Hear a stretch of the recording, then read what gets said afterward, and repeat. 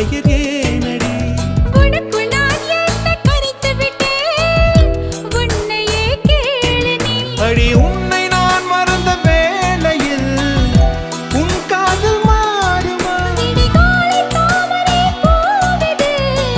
விண்மீனே பார்க்குமா உன்மேல் நான் கொண்ட காதல் என் மேல் நீ கொண்ட காதல் எதிரி உயர்வாக சொல்வாய்